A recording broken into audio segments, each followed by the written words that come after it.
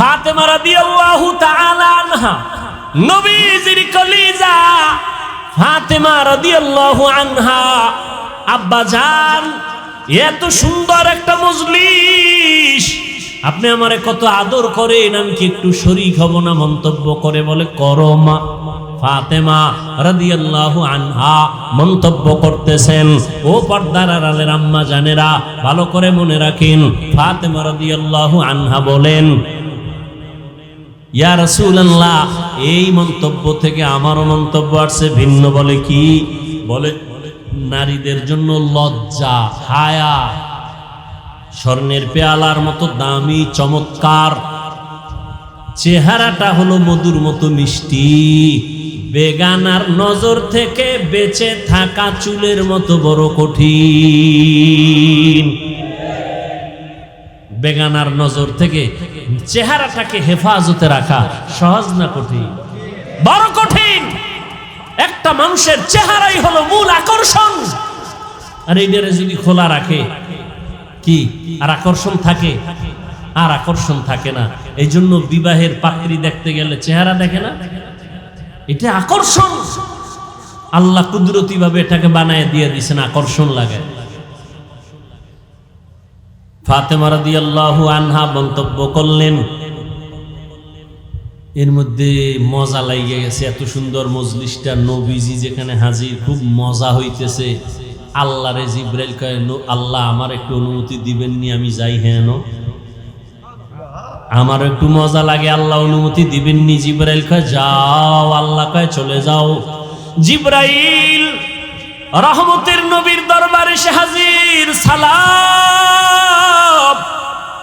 এত সুন্দর মজলিস দেখে নবী, আমি সইতে পারি না, আমি আসছি, আমাকে একটু অনুমতি দিবেননি, আমি একটা মন্তব্য করব। আল্লাহর নবীকে করেন। জিবরাইল আমিন মন্তব্য করেন, ইয়া রাসূলুল্লাহ, আল্লাহর পথটা, আল্লাহর রাস্তাটা এই পেয়ালার মতো, স্বর্ণের মতো চমকদার। মাদ্রাসায় যাওয়াটার রাস্তা কত সুন্দর, মসজিদের রাস্তা কত সুন্দর, দিনের পথ কত সুন্দর, আর এই পথে খরচ করা এটা মধুর মতো মজা। আল্লাহর রাস্তায় খরচ যারা কইরা মজা পাইছে, এরা জীবন দিতে চায়, ঠিক নেই? টাকা পয়সা দেয়, জীবন দেয়, এতে মজা।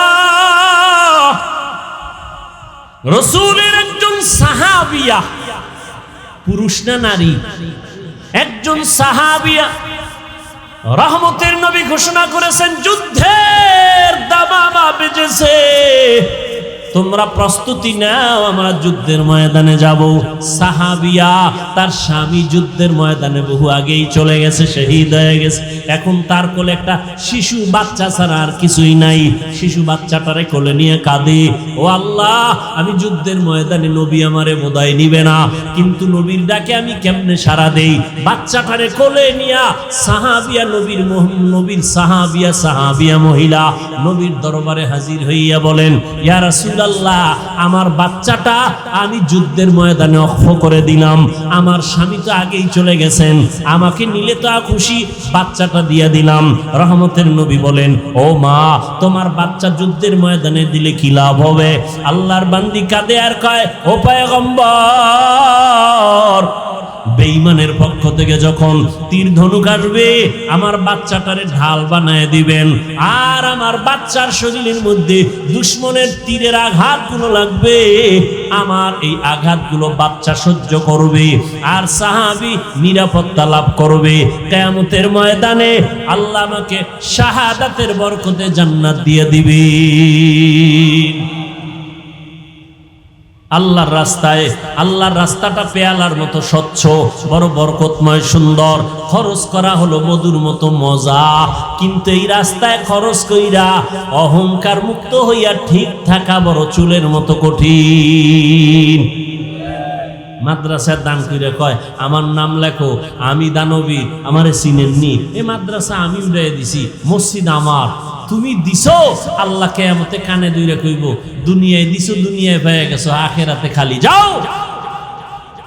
আল্লাহ জিবরাইলের ওহী নাজিল করে কয়, জিবরাইল, তুমি গেলা, আমি আল্লাহরে বাদ রাইখা তোমাকে কি ভাল লাগেনি? আমারও অন্তর চাইতেছে কুদরতি অন্তর, আমিও একটা রহমতের নবীর সাথে সাথে একটা মন্তব্য করি মধু দিয়া।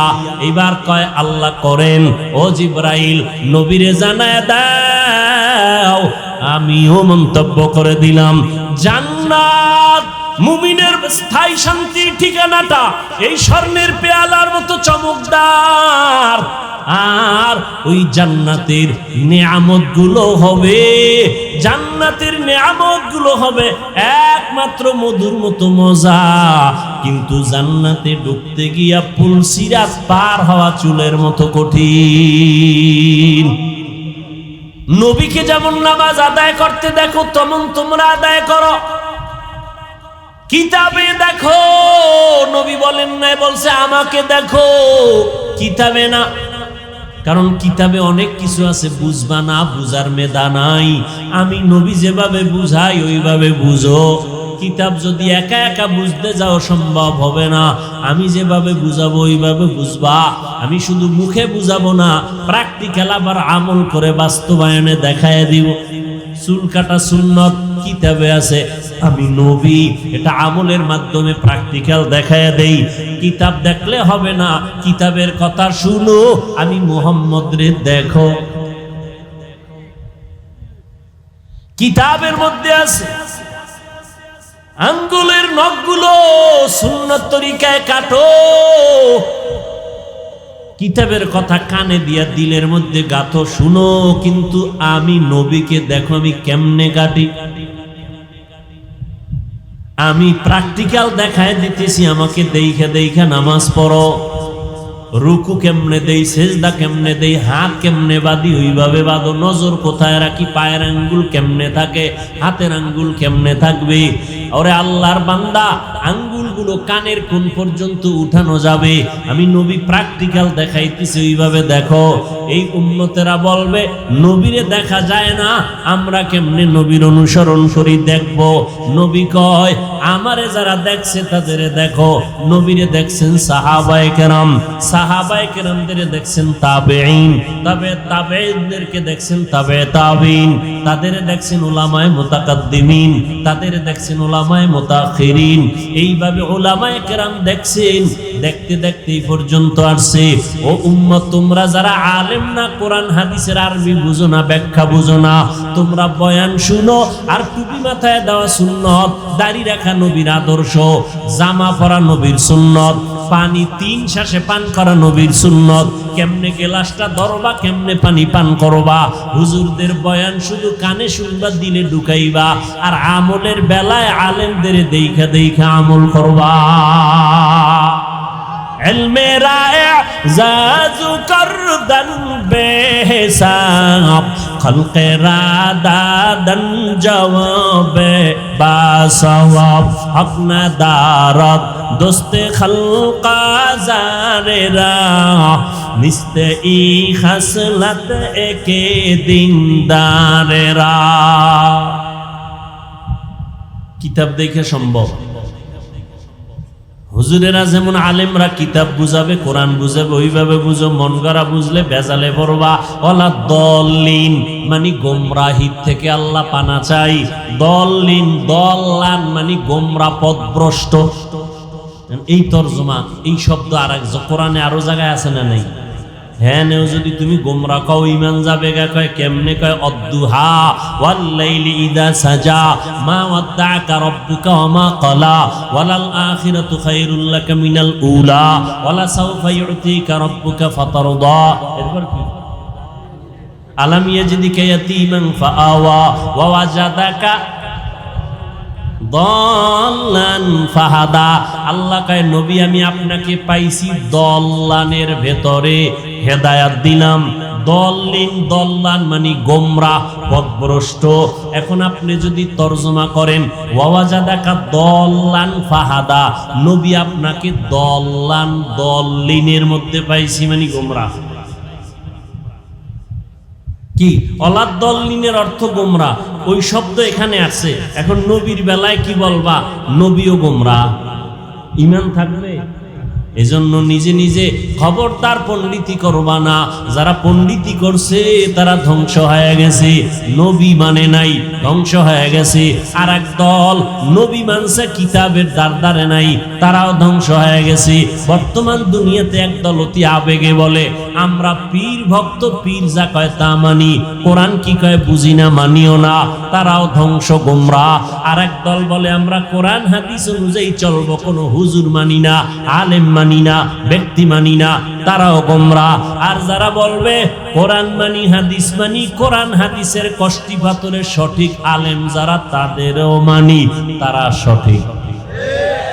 इल्मे राज़ो करदन बेहिसाब खल्क़े रादादन जवाबे बासवाब हक़ नदारत दोस्ते खल्क़ा ज़ारे राह निस्ते ई खसलत एके दीनदारे राह। ओ যুবক, রহমতের নবী বলেছেন যুবক নবীর উপকার করেছে। ও যুবক বাবা, আজকে যদি তোমার দ্বারা নবীর উপকার নাও হয়, আমি পায়ে হাত রেখে অনুরোধ করব নবীর দিনের ক্ষতি যেন না হয়। কুয়াতে নে কি নাদারি বদমকুন বরওয়াজুদে খদসতম বে হাদমকুন। পারলে উপকার করো, না পারলে চুপ করে বসে থাকো। ক্ষতি করা যাবে? খবরদার তোমার দ্বারা যেন ক্ষতি না হয়। তুমি দাড়ি রাখতে পারো না, এজন্য তোমাকে গালি দেওয়ার অনুমতি ইসলামে নাই। ভালো করে মনে রাখিস, লেখা রাখিস, দাড়ি রাখো নাই, গালি দেওয়ার কিন্তু অনুমতি নাই। কারণ দাড়ি না রাখা এক জিনিস, দাড়ি অপছন্দ করা আলাদা জিনিস। একজনে দাড়ি রাখে না, হুজুর দোয়া চাই, রাখতে মনে চায়, চেষ্টা করব, একে গালি দেওয়া যাবে না। আর একজনে কয় দাড়ি পছন্দ করি না, তাকে ছাড় দেওয়ারও সুযোগ নেই। খুব কঠিন জিনিস, খুব কঠিন। একজনে দাড়ি রাখে না, তাকে গালি দেওয়া যাবে না। আগে বুঝতে হবে সে কি মন মানসিকতাটা কেমন, সে কি রাখতে চায় না বিরোধিতা করে। যে বিরোধিতা করে সে রসুলের প্রকাশ্য দুশমন। আর যে রাখার মন মানসিকতা আছে, ইনশাআল্লাহ আশা করা যায় তওবা করে জান্নাতি হয়ে কবরে যেতে পারবে। টুপি মাথায় দেন নাই, গালি দেওয়ার অনুমতি নেই। হ্যাঁ, যদি বিরোধিতা করেন তাহলে আর ছাড় নেই। ও যুবক, তোমার দ্বারা যেন দ্বীনের ক্ষতি না হয়, পারলে উপকার করিও, নামাজের দাওয়াত দিও। নিজে নামাজ পড়তে না পারলেও অন্যকে বলিও ভাই আমি তো নামাজ পড়ি না, তুমি যাও, তুমি নামাজি, গল্প পরে হবে, আগে নামাজ পড়ে নাও। তোমার কারণে তোমার গল্পের পাল্লায় পড়িয়া ভিন্ন যুবকের নামাজ যেন নষ্ট না হয়। তুমি পারলে উপকার করিও, না পারলে একা একা পয়সা বিড়ি টানিও, তারপর আর একজন ভাইয়ের নামাজের ক্ষতি করবা না। নিজে পারলে দাড়িটা লম্বা করিও। লক্ষ লক্ষ নবী সাহাবায়ে কেরাম কেউ দাড়ি ছাড়া ছিলেন না, সমস্ত নবীরা দাড়িওয়ালা। এমনকি ফেরাউনেরও দাড়ি ছিল বড়। আমরা কি ফেরাউনের দাড়ি রাখিনি? সমস্ত নবীরা দাড়িওয়ালা, সাহাবায়ে কেরাম দাড়িওয়ালা, কেউ দাড়িবিহীন ছিলেন না। তুমি দাড়িটা লম্বা করো। নবী বলেন মুসকে খাটো করো, দাড়ি লম্বা করো। আর আমরা মুসেরে দেখছেন পুরা নবীর সাথে একটা যুদ্ধ লাগাই দিচ্ছে। কি বাজ মুসের ভিতরে, ওদিকে দাড়ির উপরে। এখন স্টাইল কেউ কেউ রাখে থোতার গোড়ায় স্টাইল। কেউ এরকম কেন? খেলোয়াড়রা তো রাখছে, এই জন্য আমি তার অনুসরণ করি, মুহাম্মদেরটা নয়। নাউযুবিল্লাহি মিন যালিক। আল্লাহ হেদায়েত দান করুন। দাড়ি রাখতে পারো না রে যুবক বাবা, তোমার সাথে দুশ্মনী নাই, দেখলে সালাম দিব, কোলে নিব, বুকে লাগাবো, গালি দিব না। কিন্তু অনুরোধ করে বলি, অন্যের দাড়ি রাখার ক্ষেত্রে তুমি বাধা হইও না। তুমি তাকে উৎসাহ দাও, আমি পারি না, তুমি রাখো, কিন্তু তোমার কারণে ভিন্ন কেউ যেন দাড়ি থেকে বঞ্চিত হয় না যায়। কারণ দাড়িবিহীন লোকটার 24 ঘন্টা অল টাইম সেকেন্ডে সেকেন্ডে সেকেন্ডে সেকেন্ডে কবিরা গুনাহ কবিরা গুনাহ কবিরা গুনাহ লেখাই হয়। আল্লাহ হেদায়েত দান করুন। এরে নবীর আশিক, আল্লাহ পাক রব্বুল আলামিনের পয়গম্বর বলেন, দুই জিনিস হেফাজতের জিম্মা যদি নাও, আমি তোমাকে জান্নাতে নেওয়ার জিম্মাদারি নিব। এক নাম্বার জবানটারে কন্ট্রোল করো, দুই নাম্বারে লজ্জাস্থান হেফাজত করো। আর জবানকে আর লজ্জাস্থান হেফাজত করার জন্য বর্তমানে যে বাধা, তার নামেই মোবাইল। জবান কন্ট্রোল হয়নি মোবাইলে, তো বলেন কি সারা রাত জিকির চলে মোবাইলে, সারা রাত। আল্লাহ হেদায়েত দান করুন। কত বাজে কথা বলেছো। এই যুবকের আল্লাহরে ভয় করিস। দুনিয়াতে কয়দিন হায়াত পাবি এটা আল্লাহ লেখছে না? ও বাবারা বলো না, যুবকরা একটু বলো, নির্ধারণ আছে না নাই? আছে। ঠিক কয়দিন তুমি কত কিলো খানা খাইবা তাও কিন্তু বাজেট আছে, আছে না নাই? ঠিক তেমনি ভাবে তোমার জীবনে কয়টা কথা বলবা তাও বাজেট আছে। এই যুবকের একটু খেয়াল কর, ফাও দইরে কই, একটু খেয়াল কর। হায়াতের বাজেট এখনো বাকি, কিন্তু মোবাইলে এত বেশি কথা কইছো, বাজেট শেষ। মরার আগে জবান বন্ধ, মনে রাখো, লিখে রাখো। মরার আগে অনেক মানুষ কথা বলতে পারে না, দেখো নাই? কারণ কি? হায়াতের বাজেট বাকি, কথার বাজেট নাই। এই জন্য হিসাব করে কথা কইও। হযরত ওমর ফারুক মুখের ভিতর একটা পাথরের টুকরা দিয়ে রাখছেন, প্রয়োজন অনুযায়ী কথা বলবেন, অনর্থক কথা যেন বের না হয়, আল্লাহর আদালতে জবাব দিতে। এমনি ওমরের নাম বাগের বাচ্চা, পৃথিবীর টপ লেভেলের টেরোরিস্ট হযরত ওমর, বিশ্ব সন্ত্রাসী হযরত ওমর। কারণ বিশ্ব নবীকে যে হত্যা করতে যায় সে বিশ্ব সন্ত্রাসী। কিন্তু আজ ওমর হয়ে গেল এত বড় দামি ব্যক্তি যে শুধু মানুষ ভয় করে না, ইবলিস শয়তান ওমরকে ভয় করে। আমগো দেশের এক বাঙালিকা হুজুর, আমারও শয়তান ভয় করে। কেন কয়? আমি ওর থেকে বড় শয়তান। আমি যে আকাম জানি সিফায় গিয়া, এটা শয়তানও জানে। আল্লাহ হেদায়েত দান করুন। ফাতেমা রাদিয়াল্লাহু আনহার একটা কথা টানছিলাম, মনে আসেনি? সুযোগ থাকলে বলবো, যদি আপনারা ধৈর্য ধারণ করে বসেন ইনশাআল্লাহ।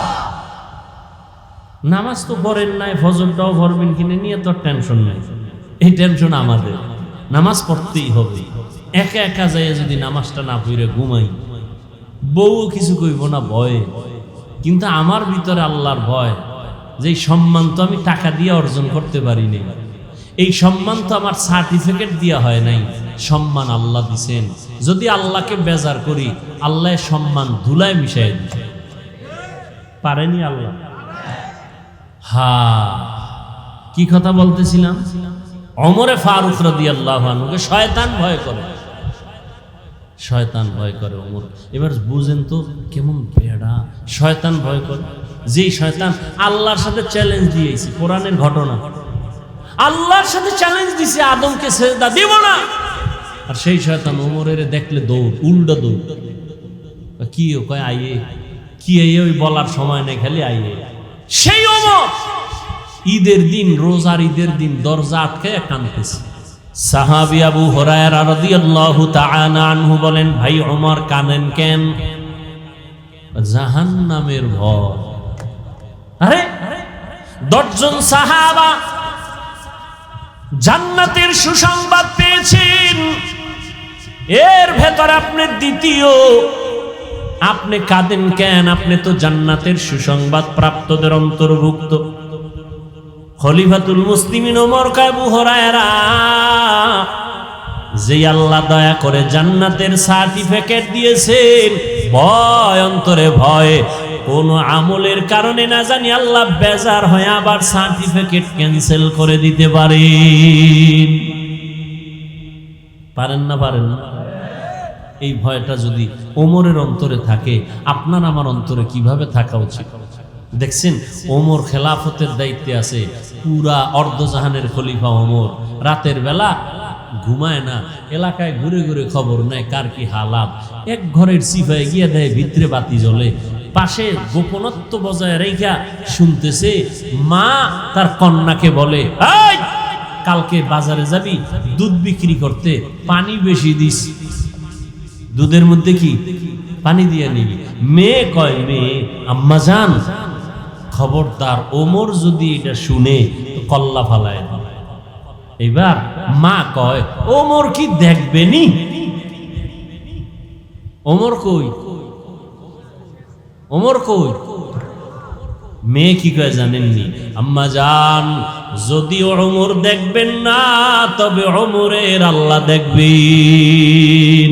হর কে দারদ খৌফে হক দর দিল মাদাম, জান্নাতুল মাওয়া দেহাদ উরা মাকা। এরে নবীর আশিক ও পর্দার আড়ালের আম্মা জান, ও যুবক, আমি তোমাদের পায়ে হাত রেখে বলি, বয়ান করে আমি তোমাদের আমার মতো হুজুর বানাবার জন্য আসি নাই। আমি একবারও বলি না তোমরা আমার মতো হুজুর হও, দাড়ি রেখে পাগড়ি লাগাও, একবারও বলি নাই, বলবো না। বরং আমি তোমাদের আশ্বস্ত করি, সাহস দেই, স্কুলে পড়ো, কলেজে পড়ো, চাকরি করো, করো, ওই রাস্তায় থাকো। তুমি একজন ডাক্তার হও, আমার দেশের গৌরব। তুমি একজন ইঞ্জিনিয়ার হও, আমার মুসলমান ও দেশের গৌরব। তুমি একজন ভালো দার্শনিক হও, আমার দেশের গৌরব। মুসলমানের একটা গৌরব, মুসলমানের ডাক্তার, মুসলমান ইঞ্জিনিয়ার, মুসলমান একজন দার্শনিক। তবে তোমার কাছে আমার দাবি, সম্মানের জীবন চাইও। ওই সম্মান চাইও না যে মেয়াদ শেষে আবার জেলখানায় ঢুকায় দিবে। এমন সম্মানের জীবন চাইও, আল্লাহকে রাজি কইরা চলবা। কোন দল ক্ষমতায় আসবে আর যাবে টেনশন লাগবে না, তোমার সম্মানের চেয়ার থাকবে আজীবন। সম্মানের জীবন চাইও, আর সম্মানের জীবন যদি চাইতে হয় ভালো করে লিখে রাখি, ওরে যুবক, ডাক্তার হইয়াও জীবনভর সম্মানের চেয়ারে থাকবি। মরিয়া গেলে মানুষ বুকের সাথে লাগাইয়া শ্রদ্ধার সাথে স্মরণ করবে, দোয়া করবে। ইঞ্জিনিয়ার হলো সম্মান যাবে না, ডাক্তার হলো সম্মান যাবে না, ডক্টর হলো সম্মান যাবে না। দুইটা পুঁজি ঠিক রাইখা ডাক্তারি ভরো, দুই পুঁজি ঠিক রাইখা তুমি ইঞ্জিনিয়ার হও। প্রথম পুঁজি শরীরের সুস্থতা, দ্বিতীয় পুঁজি সুন্দর চরিত্র। এই দুইটা নাই, তোর সম্মান নেই। চরিত্র ভালো কিন্তু অসুস্থ, চাকরি কোনোদিন হবে, টিকবে? সুস্থ তুমি সবল, ডাক্তার বলে কোনো রোগ নাই, চরিত্র খারাপ, টিকবে চাকরি? এই দুই জিনিস লাগবে। আর এই দুই জিনিস ধ্বংস করে একমাত্র মোবাইল। মোবাইলে তোমার অসুস্থ বানাইছে, খবর নাই। ওই যে একটু আগে বলছিলাম, কথা বলার মেয়াদ আল্লাহ দিয়েছেন। মোবাইলে যদি অজস্র কথা বলিয়া মেয়াদ শেষ হওয়ার আগে অনবরত কথা বলিয়া কথার বাজেট শেষ করো, মরার আগে বোবা হইয়া বিছানায় কান্না করবি, জবানে কথা নাই, কারণ বাজেট শেষ। এজন্য গুনে গুনে কথা কইস। আজকে গিয়া বলবি, এই ভালোবাসার পাত্রী, আজকে থেকে কথা গুনে গুনে কইতে হবে, না তুমিও বোবা আমিও বোবা।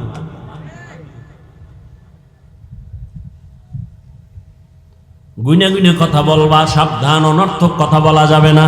আর যদি বৈধতার লাইনে কথা বলতা, আল্লাহ পাক হয়তো বাজেট বাড়াইতেও পারেন। যদি মায়ের সাথে কথা বলতা, মা একটু কথা বল, শোনার টাইম নাই, আমার টাইম হয়ে গেছে মিস কলে, এখন আর তোমার সাথে কথা বলার টাইম নেই। অথচ মায়ের সাথে কথা বলবা, আল্লাহ খুশি হবেন। বাবার সাথে কথা বলবা, আল্লাহ খুশি হবেন। শিক্ষকের সাথে ভালো আচরণ করবা, আল্লাহ খুশি হবেন। আলেমদের সাথে কথা বলবা, আল্লাহ খুশি হবেন। জিকির করবা, আল্লাহ খুশি হবেন। দরুদ শরীফ পড়বা, আল্লাহ খুশি হবেন, নবী খুশি হবেন। বাজেট কম থাকলে পারে আমার আল্লাহ তার কুদরতি ক্ষমতায় বাড়ায় দিবেন। আল্লাহ পারেননি? কাদেরে কুদরত দারি বরকামাল আনতা রব্বি আনতা হাসবি যুল জালাল। তাহলে সম্মানের ডাক্তার হতে চাও তো যুবকরা? ইনশাআল্লাহ। কি ভাই, আমার কথা কি অযৌক্তিক? সম্মানের ডাক্তার হও, সম্মানের ইঞ্জিনিয়ার হও, জীবনটা মইরা গেলেও যেন সম্মানের সাথে নাম লেখা থাকে। কেউ যেন ভিডাইয়া তোমার মূর্তিটারে মাটির সাথে মিলাইয়া না দেয়, কেউ প্রস্রাব করে না। কথা বুঝো? সেই সম্মানের জিন্দিগি চাইলে কয় পুঁজি লাগবে? গেছে গেছে কয় পুঁজি? এটি আমি যুবকেরে কইতেছি, যুবকরা ওদিকে মোবাইলের ধান্দা করে রয়েছে। কয় পুঁজি? এক নম্বরে কি? সুস্থতা। এই মোবাইলে কি বানাইছে? তোমার বিশ্বাস হয় না? আমি হুজুর কই দেখে না। আচ্ছা, আজকে একটু গুগলে ঢুকো, তোমার এই টাচ মোবাইলে শরীরের কি ক্ষতি করে গুগলে লেখা সার্চ দাও, সব পেয়ে যাবে। এই টাচ মোবাইলে চোখের পাওয়ার থাকে না, কানের পাওয়ার থাকে না, হার্ট দুর্বল হয়, মাথা ব্যথা বেড়ে যায়। বাড়ে নাই মাথা ব্যথা? চোখে ব্যথা বাড়ে নাই? বুকে ব্যথা বাড়ে নাই? এবার মরণটা বাকি। অসুস্থ হয়ে গেছে, কানের পার্স নষ্ট। আম্মাজান কয় খানা খাবি না? কয় গোসল। কানের পার্স নষ্ট হয়ে গেছে, হাসিস না। কথাগুলো যে কতটা কলিজার থেকে বলতেছি, কিভাবে বললে তুমি মানবা, এটা যদি বুঝতে পারতাম যে পাও ধরলে মানবা, একটা লাভ দিয়ে আইসা পাও জড়ায় দরকার। এক হুজুর এলাকায় আসছে, সবাই দোয়ার জন্য যায়, সালাম দেয়, হুজুর দোয়া চাই। এক হিন্দু ছেলে আইছে দোয়ার জন্য, হুজুরে হিন্দু ছেলের হাত ধরছে, ধৈরেই সালাম দিছে, হুজুর দোয়া চাই। সালাম টালাম দেয় নাই, দোয়া চাই। কয় আমি হিন্দু। হুজুরে হাত আর ছাড়ে না, চেহারার দিয়ে তাকায় রয়েছে এক ধ্যানে। কিছুক্ষণ পর হুজুরের চোখ বেয়ে পানি পড়ে। যুবক কয় কি বেয়াদবি করলাম, আর আদব তো বুঝি না, বিধর্মী। হুজুর বেয়াদবি হয়ে গেছে? কয় না, কোনো বেয়াদবি হয় না। তো কাঁদেন কেন? কয় কুদরত দেখে কাঁদি। কি কুদরত? কয় এত সুন্দর চেহারা আল্লাহ কিভাবে জাহান্নামে জ্বালাবেন। যুবকের কলিজার মধ্যে হেদায়েতের নূর ঢুকে গেছে। যুবক যাও, বাড়ি চলে গেছে। হুজুর কি কইলো কি কইলো কি কইলো, এটা পুরা শরীর গরম হয়ে গেছে। ভাবতে ভাবতে একা একা কয় জাহান্নাম তো বহু পর, কিয়ামতের বিচার টিচারের পর। আরে মরার সময় যে আমার ধর্মে আগুন লাগাই দিবে মুখে, এইটাই তো বড় জাহান্নাম। না, এই আগুনে জ্বলবো না। ঠিকই হুজুরে বলছে। একদম হুজুরের পা জড়ায় কাঁদে আর কয় হুজুর এখন তওবা পড়ান, কালেমা পড়ান, আর জাহান্নামের আগুনে জ্বলতে চাই না। মান ইয়াহদিল্লাহু ফাহুয়াল মুহতাদ ওয়া মান ইউদ্লিল ফালান তাজিদ লাহু ওয়ালিয়াম মুরশিদা। এরে নবীর আশিক, সুস্থতার জন্য এই মোবাইল থেকে দূরে থাকো। আমিও যে মোবাইল চালাই, আলহামদুলিল্লাহ, গুনাহ থেকে বেঁচে থাকার চেষ্টা করি, আলহামদুলিল্লাহ। তারপরও কিন্তু বেশিক্ষণ তাকায় থাকলে মাথা ঘুরায়। চোখের পাওয়ার অনেকটাই কমে গেছে। কিতাব দেখি মোবাইলে, এখন দেখতে দেখতে গোলাটে হয়ে যায়, লেখা দেখি না, ধুলা ধোয়া। তাহলে তোমার অবস্থা কেমন? আর বাচ্চাদের কাছে এই যে বড় বড় মোবাইল দিয়া বাচ্চারে দেখ, কার্টুন দেখ, এই দেখ, সেই দেখ। অনেক বাচ্চা পর্যন্ত বোবা হয়ে গেছে, কথাই বলতে পারে না। বহু ইতিহাস আমাদের হাতে জমা। বাবায় কান্দে, হুজুর একটু তদবির করে দেন, সন্তান কথাই বলে না। আগে বলতো নি, বলতো, এখন বলে না। মোবাইল দিয়া এই মোবাইলের উপরে পড়ে রাখছে, সারা জিন্দেগি শেষ এই বাচ্চাটা। একদল তো মোবাইল দেখে গেমস খেলতে খেলতে এখন রাস্তায় উলঙ্গ পাগল হয়ে ঘুরে গেমস খেলা ভাগো। যুবকরা বল, আমার একজনে বলছে সত্য নি, গেমস খেলা পাগল হইছে যুবক, সত্য নি। কি গেম জানি এটা? তোরাও খেলতেছো না? তো পাগল হওয়ার ডেটটা কবে? হেসে হেসে উড়াইয়া দিতেছ রে যুবক। অথচ তোমার মা বাবা রক্ত পানি করিয়া তোমাকে বড় বানাইছেন, লেখাপড়া শিখাইছেন, তুমি চাকরি করবা, সম্মানের সাথে থাকবা, মা বাবারে শান্তিতে বসবাস করাইবা, খানা দিবা। অথচ লেখাপড়া করছো, চাকরি নাই, চরিত্র ভালো না, কেউ তোমার দোয়াও করে না, বরদোয়া করে।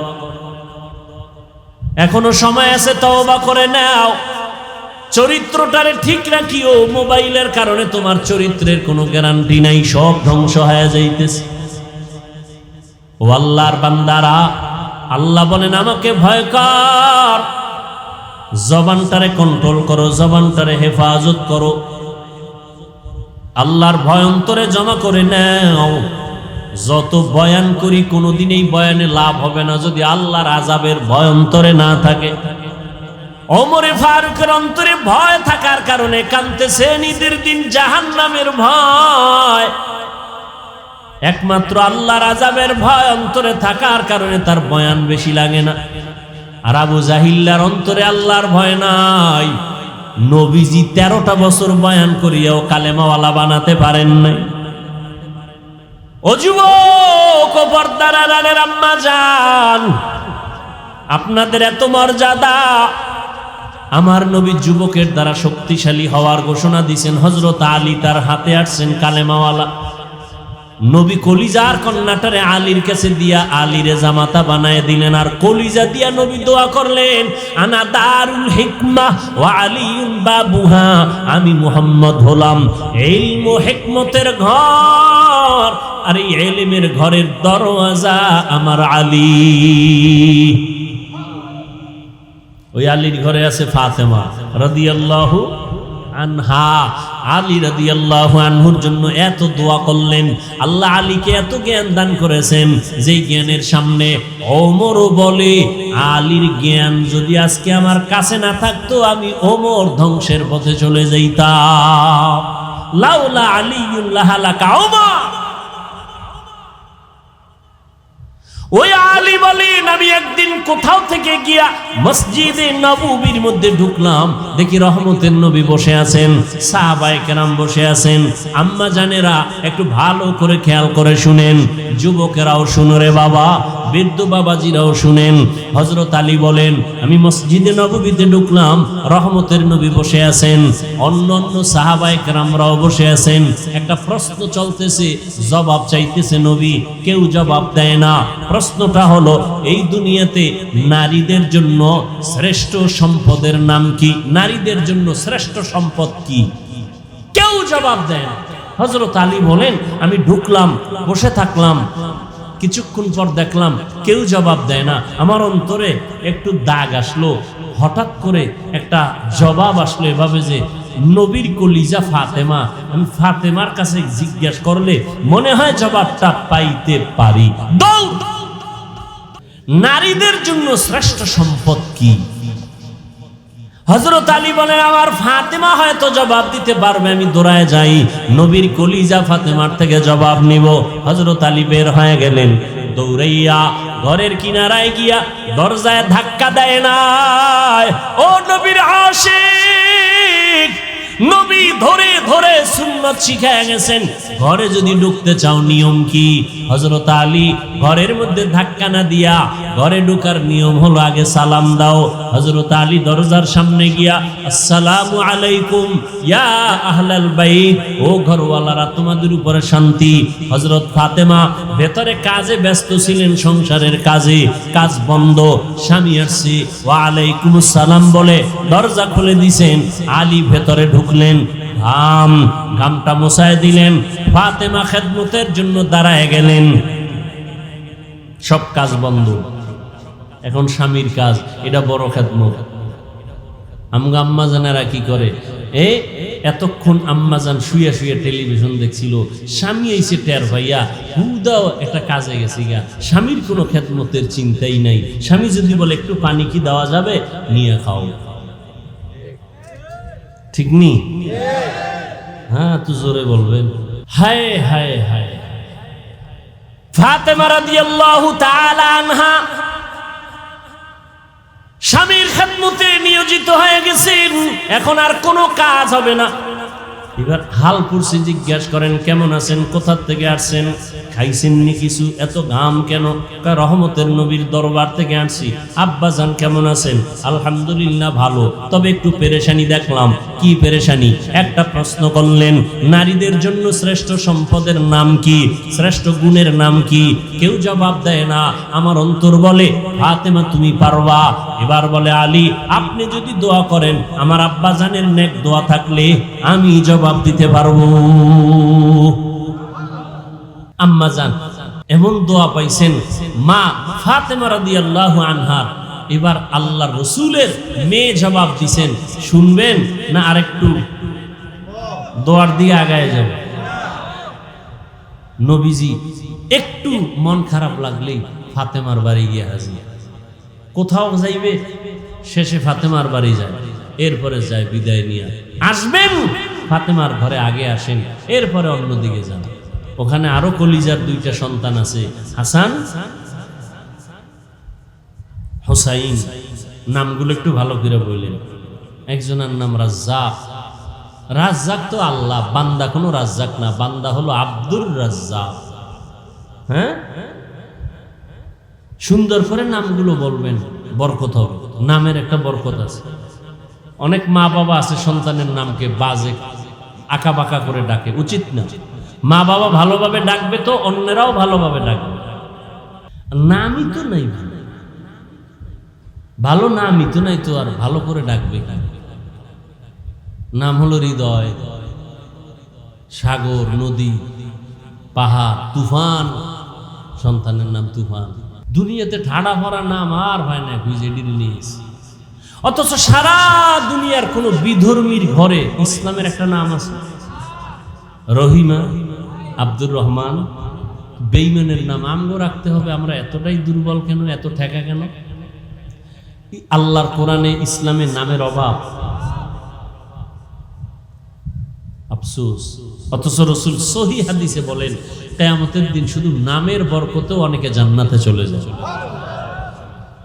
ফাতেমা রাদিয়াল্লাহু আনহার ঘরে যাইতেন নবী। আজকে আবু বকরকে ডাকেন। নবী সফর সঙ্গী খুব কাছে থাকতেন দুইজন, আবু বকর, ওমর, এরপরে লাগলে ওসমান, এরপরে আলী। বলবো? নবী এবার বলে চলো আমরা একটু আমার ফাতেমার ঘরে যাই। আবু বকর সাথে, ওমর সাথে, ওসমান রাদিয়াল্লাহু আনহুম ঘরে গেছেন। ফাতেমা রাদিয়াল্লাহু আনহা নবীকে নাস্তা দিছেন। মেহমান আমার বাবা দু জাহানের সরদার, এক সুন্দর স্বর্ণের পেয়ালায় মধু কি দিছেন? মধু দিছেন। মধু নবীর সামনে রাখলেন। নবী নজর দিয়ে তাকায় দেখে সুন্দর পেয়ালায় সুন্দর মধুর মাঝে তা চিকন কালো এভাবে পড়ে আছে। কি বলে না কেন? চুল। নবী দীর্ঘ টাইম তাকায় রইলেন। এবার নবী খোলাফায়ে রাশিদিনকে বলেন আপনারা কিছু টের পাইছেন নি? আবু বকর বলেন ইয়া রাসূলুল্লাহ, টের পাইছি। কি পাইছেন? সুন্দর পেয়ালায় সুন্দর মধুর মাঝে কি কথা কয় না, কালো চুল পাইছি। এই মা বোনেরা ভালো করে শুনেন, কালো চুল পেয়েছ। ওমর দেখছেন নি? কয় দেখলাম। ওসমান দেখছেন নি? কয় দেখলাম। মন্তব্য করেন তো এর উপরে? আবু বকর কয় আমি করি। রাসূল বলেন করেন। ইয়া রাসূলুল্লাহ, মানুষের ভেতর একটা দিল আছে, দিল আছে না নাই? দিলটা হলো স্বর্ণের পেয়ালার মতো সুন্দর, আর এই কলবের ভিতরে ঈমানের নূর হলো মধুর মতো মিষ্টি। আর ঈমান অনুযায়ী আমল করা হলো চুলের মতো চিকন কঠিন। মন্তব্যটা কেমন হইল? কথা কয় না। এবার আবু বকর মন্তব্য করছে, ওমর কি বাদ যাবে? কথা কয় না। ওমরে ফারুক বলেন ইয়া রাসূলুল্লাহ, আমিও কি করব নি মন্তব্য? করেন। ওমর বলেন রাষ্ট্র ক্ষমতাটা স্বর্ণের পেয়ালার মতো চমকদার, অনেক সুন্দর, এবং মানুষের হুকুম দিয়া পরিচালনা করাটা এটা মধুর মতো মিষ্টি, কিন্তু ইনসাফ ঠিক রাখা চুলের মতো কঠিন। কি রাষ্ট্র চালানো খুব মজা না? যে উঠে কয় আমার আব্বার, আর নামতাম না। এই চেয়ারের কোনো মেয়াদ নাই, কথা কয় না। এটা আমার ভাইয়ের বাপ দাদা, এই চেয়ার আর ছাড়বো না। এবার জনগণের কয় উডো আর বউ, এটা কত মজা, কয় মধুর মতো মজা। ওমর কয় ইনসাফ ঠিক রাইখা বিচার চালানো এটা চুলের মতো কঠিন। ইনসাফ, অন্যায় করলে ছেলেরও যেই শাস্তি হবে, অন্যের সেই শাস্তি হবে। ছেলে বলে ক্ষমার কোনো সুযোগ নাই। অন্যায়কে অন্যায় বলতে হবে, অপরাধীকে অপরাধী সাব্যস্ত করে বিচারের আওতায় নিতে হবে। এখানে ছাড় দেওয়ার কোনো সুযোগ হবে না। ওমর যখন মন্তব্য করলেন, কেমন হইল? কথা কয় না। পাশে বাকি আছে কে? উসমান রাদিয়াল্লাহু আনহু। কে সে উসমান? কে সে উসমান? সমস্ত নবীদের একজন জান্নাতে বন্ধু হবে, আমি মুহাম্মদের বন্ধু হবে জান্নাতে আমার উসমান। নবীজির কয় মেয়ে জানেননি? কথা বলেন। কয় ছেলে? ছেলে নাই। আপনারা মেয়ে হইলে বেজার, ছেলে হইলে খুশি। বিষয় কি? একটা বাবাও কি ছেলে দিয়া আরামে আছে? রাত পোহাইলে ঘুম নষ্ট, রাতে ঘুম নাই, ছেলের যন্ত্রণা, এই সমস্যা ওই সমস্যা। অথচ ছেলে হইলে বাবা খুশি, মেয়ে হলে বেজার। আমার নবী বলেন আমি 4 কন্যার বাবা, আমার একটা ছেলেও নাই। যে একটা কন্যা পাইছো, একটা জান্নাতের মালিক। উসমান হলেন নবীর আরো আদরে। 2 জন মেয়েকে বিবাহ দিছেন নবীজি উসমানের হাতে। উসমান মন্তব্য করেন, ইয়া রাসূলুল্লাহ, আমার কাছে মনে হয় এই স্বর্ণের পেয়ালার মতো চমকদার হলো আল্লাহর দেওয়া ইলম। আল্লাহর দেওয়া ইলম, কোরআন হাদিসের ইলমে ওহী। আর এই ইলমটা অর্জন করা মধুর মতো মিষ্টি, মধুর মতো মিষ্টি। মধুর সাথে তুলনা দিলেন। আর ইলম অনুযায়ী আমল করা চুলের মতো বড় কঠিন। বাকি রইল কে? আলী।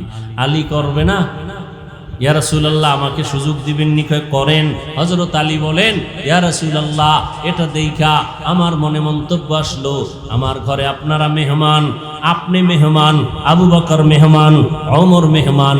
মেহমান ঘরে আসাটা স্বর্ণের পেয়ালার মতো দামি, চমকদার। আর মেহমানদারি করাইতে পারাটা মধুর মতো মজা।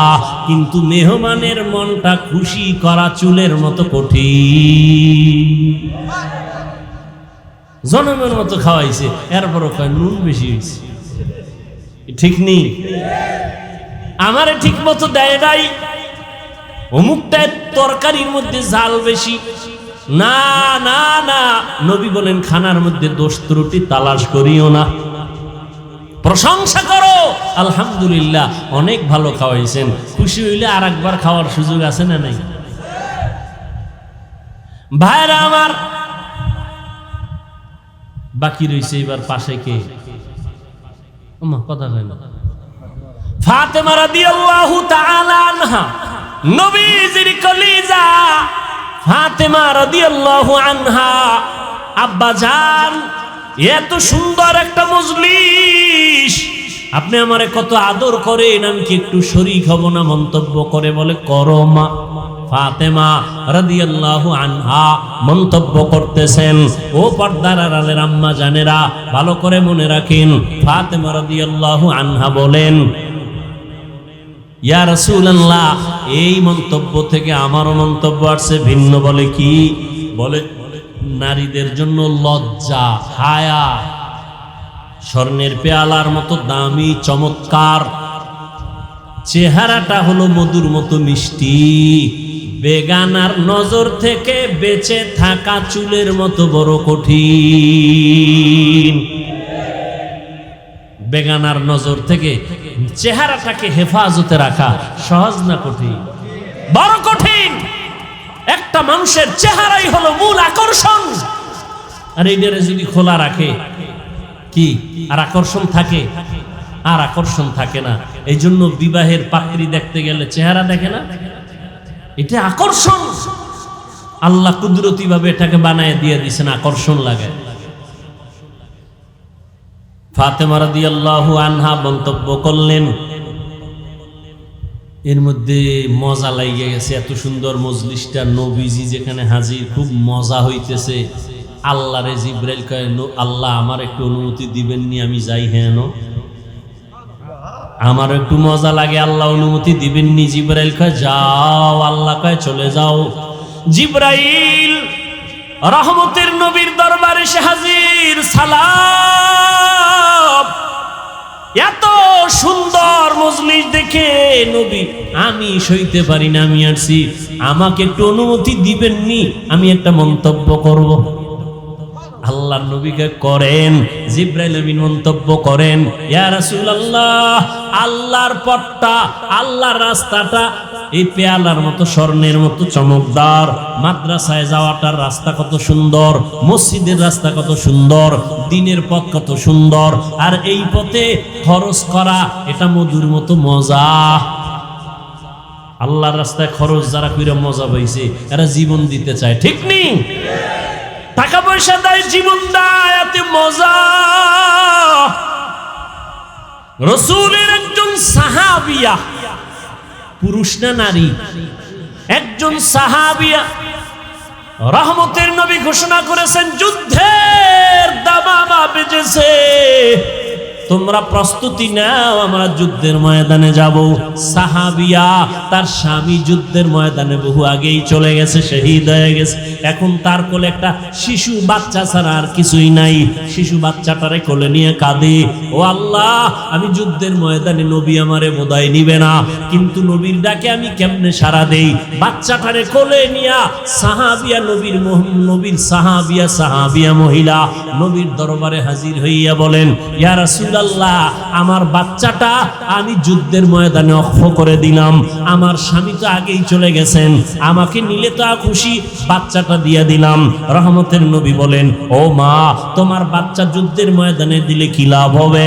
আল্লাহর বান্দি কাঁদে আর কয়, ও পয়গম্বর, বেঈমানের পক্ষ থেকে যখন তীর ধনুক আসবে, আমার বাচ্চাটারে ঢাল বানায় দিবেন, আর আমার বাচ্চার শরীরের মধ্যে দুশমনের তীরের আঘাতগুলো লাগবে, আমার এই আঘাতগুলো বাচ্চা সহ্য করবে, আর সাহাবী নিরাপত্তা লাভ করবে।